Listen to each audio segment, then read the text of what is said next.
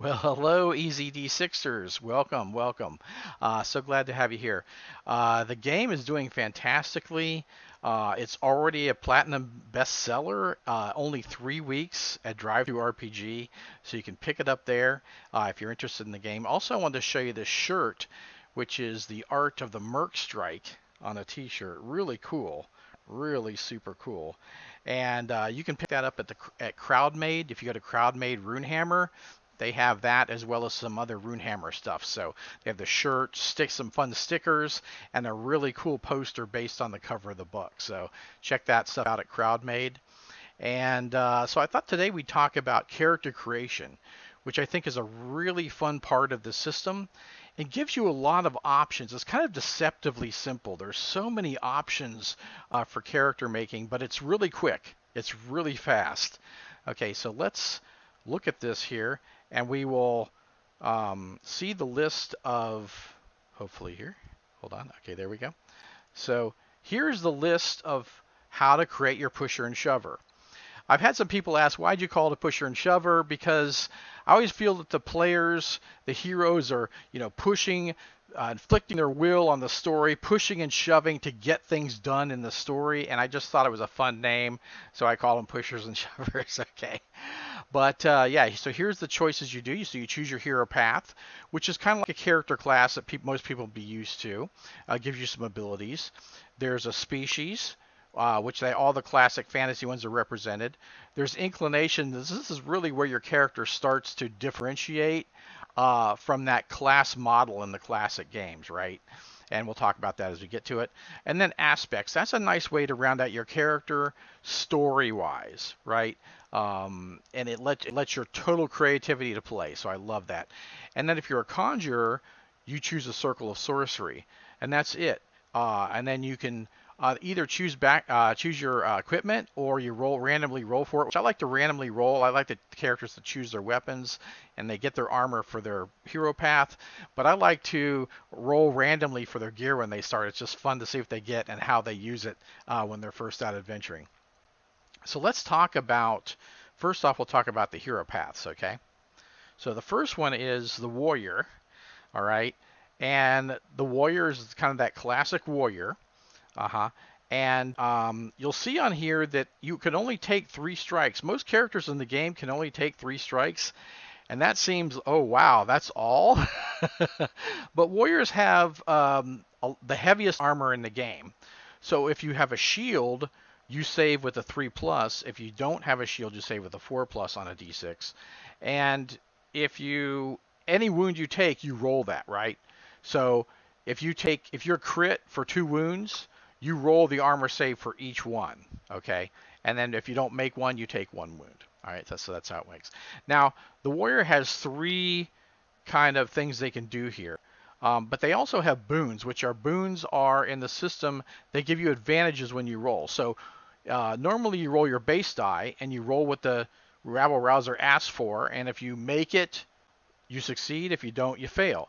Well, when you have a boon, you roll 1 or more dice, depending on how many boons you have. In this case, a warrior would have the base die and a boon die. They roll 2 dice, and whatever the higher die is, that's the one they take for the check. Okay. Now, they also get a boon in strength tasks. So if they're trying to break down doors or lift portcullis or that kind of thing, they would get that strength check. Now, the warrior has 3 styles of play. All right. So they can be like a shield warrior, and they can actually sacrifice their shield to block somebody from taking damage for an entire turn, which is a pretty cool ability if you want to be one of those tanky kind of people. If you really love heavy weapons, 2-handed weapons, there is brutal strikes, which gives you a crit on a 5 or 6. Normally in a game, when you roll a 6, you roll 1 die again, and if you get another 6, you do another strike. You roll another 6. You can keep going. Now you can boost that with karma, so you can keep a strike, a crit strike going, which is fun and fantastic. But the brutal strikes with a 2-handed weapon, you crit on a 5 or 6. So that's pretty powerful. That's pretty deadly, right? But also, if you want to do dual weapons, you get 2 boons to your melee. So you would roll 3 dice, which is pretty fantastic.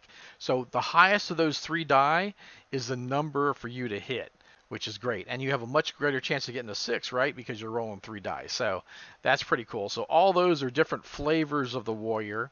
Okay. Now let's look at the next path. We have a Warden, which is a lot like a Ranger. 3 strikes like every other character. Now they have medium armor, which they save on a 5+, any strike they take.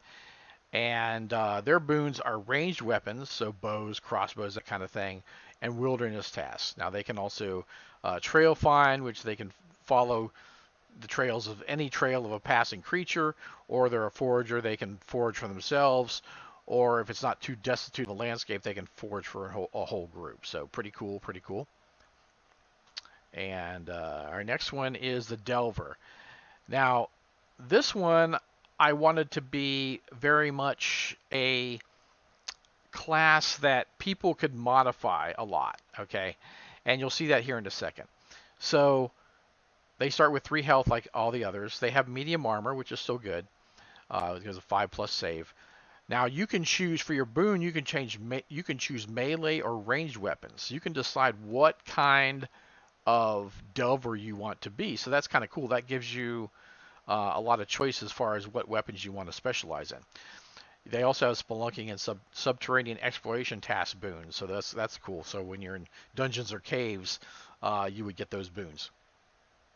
They also start with a lot of exploration gear, which is here, some rope, pitons, torches, small hammer, chalk, that kind of thing. And then this last ability, which is pretty cool, is Jack. So this gives you a lot of flexibility because you can choose an extra inclination. Well, I'll explain in a minute. Inclinations are like talents. But the cool thing about the inclinations in this game is they're good for any character.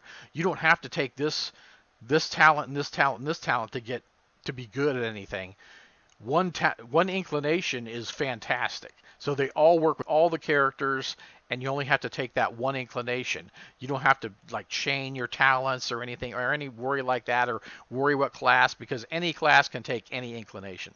So you can take an extra inclination, which really makes your character modifiable, and you could get a character that you want, like the kind of character you want. The next one is a Brute, which is very much like a barbarian in classic D&D.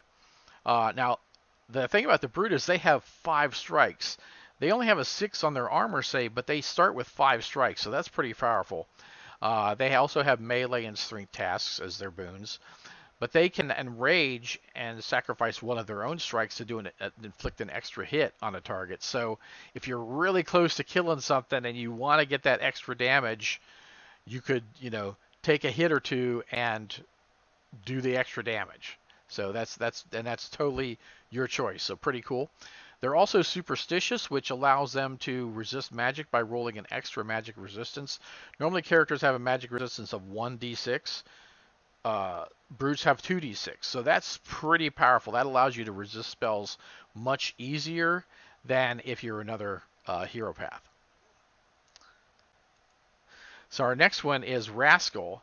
And a Rascal is very interesting because they have some specific things that are unlike any other characters.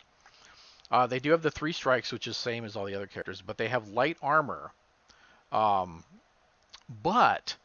which is a 6, but they get to roll 2 dice and take the highest for that save. Normally, you only roll 1 armor die, but they roll 2 because they're quick and jumping around and that kind of thing. They essentially get a boon in their armor save, okay, which is pretty nice. They also get it in their miraculous save, which is like if something really bad happens to you, you get a miraculous save. It's like a saving throw. They get 2 on that too, so that's very powerful right there. Now, their boon is acrobatic tasks, but they have some great other abilities. One is tricks, and on your turn, as a free action, you can avoid a single melee attack. You just describe how you avoid it, and you avoid it, but you only do it once a turn. So, but it's nice. It's nice to just if you got a lot of enemies around, you can at least avoid 1 hit as long as they don't roll a 6. Okay. The last one is gank, which is kind of like backstab, right? So the cool thing about this is normally when you get extra dice for attacks, like the warrior that has 2 weapons, right? They had 3 dice, and that's just one attack. You roll that, you take the highest of those 3, right? And that's the attack. Now with the rascal, they're essentially getting 2 attacks with 2 separate rolls. Okay, so and if they crit on any of those rolls, they roll for it. So say you hit with both dice, right? You need a 3 to hit, you roll a 5 and a 6. Okay. The 5 inflicts a strike, and so does the 6. So you've inflicted 2 strikes already. But the 6 is a potential crit. So you roll 1 die for that 6. If you get another 6, you inflict another strike. If you get another 6, you inflict another strike, and so on and so forth. So that's pretty cool that they're actually like 2 separate attacks and not just a normal dice pool like regular characters. Okay, and then the Conjurer, which is super fun. Now, I heard that I love Sean Bova's artwork, by the way, for these hero paths. Now, I heard that Sean Bova was listening to Dio when he when he created this picture, and I can totally see that. This looks totally like you might see on a Dio album cover or something. I love the Conjurer artwork. But Conjurers are basically the wizards of the system, right? They have 3 strikes like other characters. They have light armor, and their boon is magical mystery task. So like it'd be like an Arcana check for D&D, say, right? But what's really cool about a Conjurer is they can cast a mystic barrier, and that is your turn action, but it can take 1 strike automatically, and then then that takes the shield down. And then you'd have to spend an action to cast it again. But if you go into an encounter and say, or you go somewhere, because the shield lasts until you take a hit. So if you go on an adventure and you say you cast your mystic barrier, it lasts with you until you take a hit, right? So that's really, really cool. A great resource for the Conjurer to just get rid of 1 hit instantly if they take it. Now, they're a master of magic. So they gain mastery in 1 circle of sorcery. We'll explain that in a minute. Then they're a seeker of sorcery, so they can cast magic from scrolls, which scrolls are like 1-use items that have really cool spells on them. Really awesome.